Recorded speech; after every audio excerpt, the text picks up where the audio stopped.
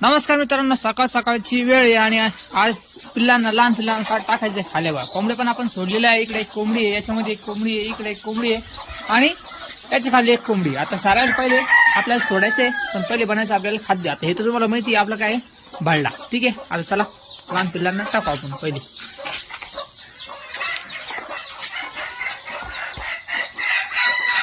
ठीक आहे, याने टाकलं मित्रांनो. बघा खाल्या ठेवायच्या. लगेच झाले की नाही सुरू खायला. आता दिला.